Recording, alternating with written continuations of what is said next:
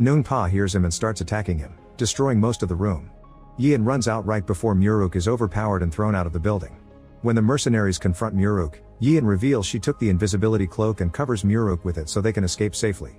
Nung-pa tries to follow them based on noise, but the catmen show up pretending to be merchants and make enough noise to confuse Nung-pa's senses. A flashback then shows Gaeun 2 days before the Havocloud appeared. She's Nung-pa's descendant and keeps his heirloom safe in a bag. While she's meditating by the river, she notices the cops fail to catch a criminal called Gaeun, who bumps into her and punches her. Gaeun immediately retaliates, bringing the guy down in just a few moves. Moments later, Gaeun wakes up in the hospital and tries attacking the doctor, who presses his broken neck to make him free her. After the doctor leaves, Gaeun reveals he just attacked to steal her card, which he uses to open his handcuffs. The next day, a new group of alien criminals is sent to Earth and Gaeun is one of the many people that gets an alien inserted in his body. Afterward, he doesn't remember what happened, and he makes sure to escape before the cops arrive.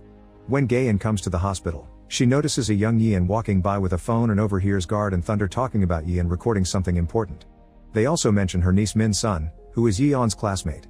A desperate Gaeun rushes home and discovers the girls watching a video they hide from her. Gaeun waits for them to fall asleep and checks Yeeun's phone, getting a big shock when she sees the aliens at the hospital. The following day, the controller releases the Havocloud. As everyone in town panics, Gaeun goes home to grab Nung-pa's heirloom, then she runs to the tents the police have set up around the Havocloud.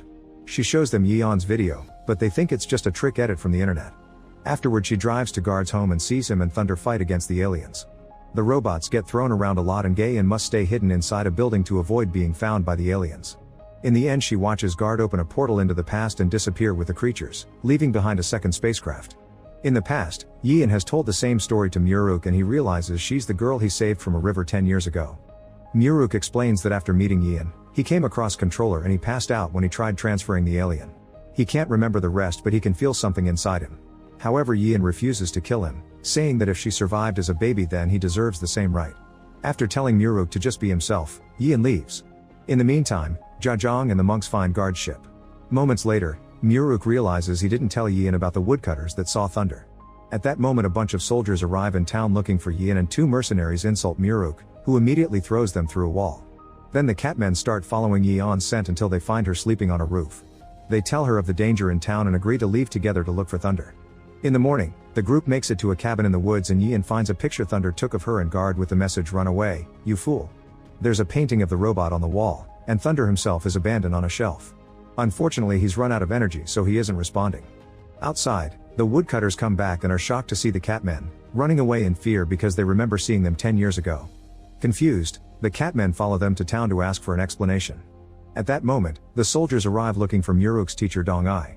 A catman immediately starts fighting them and doesn't see the archer behind him, so his brother jumps in to act as a shield. Then the soldiers leave with Dong-ai as Muruk arrives just in time to see the wounded catman disintegrate. His energy reaches Thunder, who activates for a few seconds before shutting down again.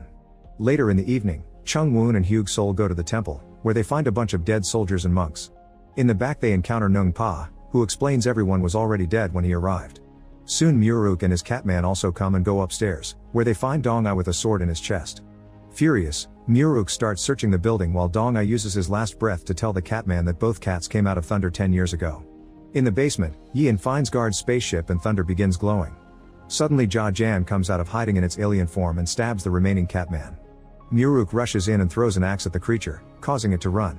Then the alien attacks the 2 mages and Yian, who quickly opens fire.